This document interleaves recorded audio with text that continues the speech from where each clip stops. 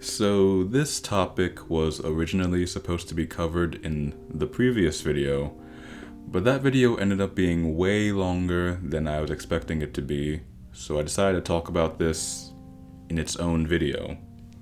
Anyways, today's question is, do NBA players not want to play with LeBron? Well, that is mostly a media narrative. Unless I'm mistaken, I don't believe any player has come out and said that they dislike LeBron or think he's a bad teammate. The idea that players don't want to play with him is mainly just rumors and speculation. So why would another superstar or all-star level NBA player not want to play with LeBron? Well, it's not really hard to see why, because he tends to dominate the ball a lot on offense, especially since leaving Miami. He really didn't do it as much when he was on the Heat, but since then, as Max Kellerman puts it, he's been monopolizing the ball quite a bit. I guess you can't question the results, however, since, he's been to 4 straight finals since leaving the Heat.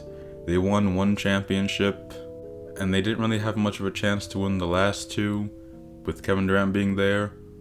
Nevertheless, a guy like Kevin Love, he was sometimes in MVP conversations. When he was on the Timberwolves, he was averaging like 25 and 12. Nowadays, some people say he was never really a superstar to begin with, just because of the time he spent playing with LeBron.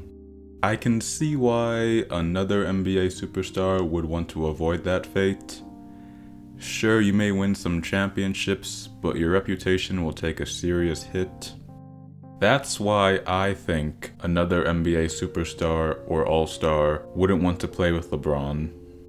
I'm not an NBA player, so I wouldn't know what goes on behind the scenes in the locker rooms, or basically what kind of teammate LeBron is. Those factors may also explain why a player would or would not want to play with him.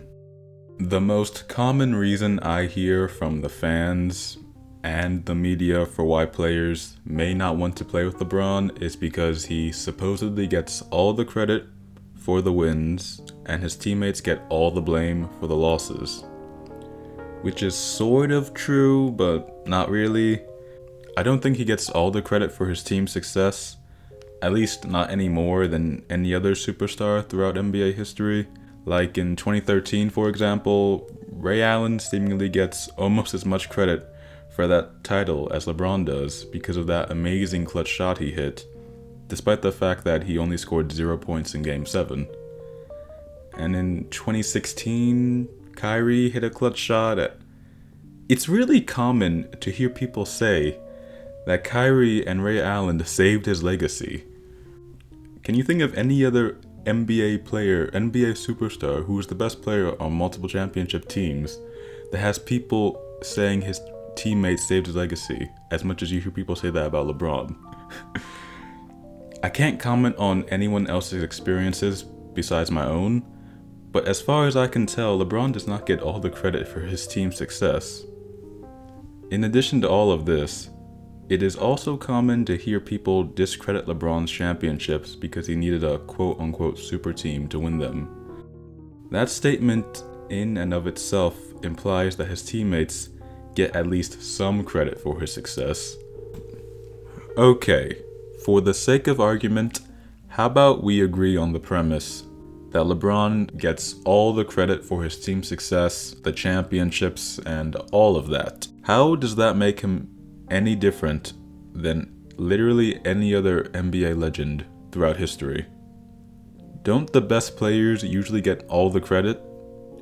Do you ever hear people say Scottie Pippen is 6-0 in the finals? Do you ever hear people say Sam Jones should be in the GOAT conversation because of his 10 championships? Do you ever hear people say Kevin McHale is the second best power forward ever because of his 3 rings? No, because the best players on those respective teams get all the credit for the championships. That's just how NBA culture is, and really how American culture kind of is. And by that I mean glorifying an individual in a team enterprise. We do that in a lot of different fields, not just sports.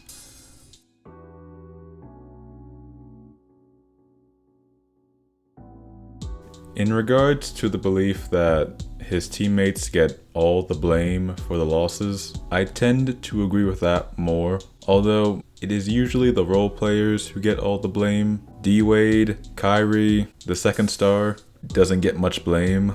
In 2014, Wade got some blame because his knees went completely to shit, and Miami got destroyed in that final series. But Wade didn't really get criticized. People just pointed that out as an explanation for why Miami got blown out. Kyrie Irving, I rarely ever saw get any blame. Again, I can only comment on my experiences, not anyone else's, but as far as I can tell, or could tell, he was never really blamed for anything. Kevin Love and other role players, they get blamed, but the second star is usually safe, regardless of whether or not they actually deserve it. I also don't think it's fair to say LeBron doesn't get any blame. I mean, just look at how people bring up his finals record. If he didn't get any blame, then nobody would care about his finals record.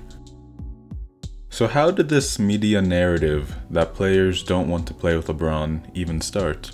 Well, this narrative had its genesis when many all-star, superstar level players supposedly shunned playing with LeBron. You see, NBA media is so singularly focused and obsessed with LeBron that they assume that whenever an NBA player makes a free agent decision, their decision must in some way be motivated by LeBron. For example, last year, after Chris Paul and Kevin Durant announced that they were re-signing with their respective teams, I remember some media analysts said the fact that they didn't sign with the Lakers must mean that players might not like playing with LeBron. This conclusion is nonsensical because both Paul and Durant were on great teams, good situations. It wouldn't have made much sense for either of them to leave their respective team. In the case of Paul George, it makes a little more sense to believe he didn't sign with the Lakers because he had something against LeBron, because he did say he wants to be a Laker, and the Thunder did have an underwhelming season. But again, the problem is NBA media assumes every player's decision is motivated by LeBron, when in actuality, George had other reasons for wanting to stay in OKC.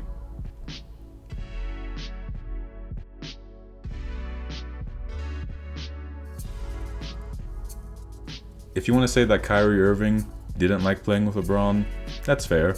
That's a fair assumption to make. But that still is only one guy.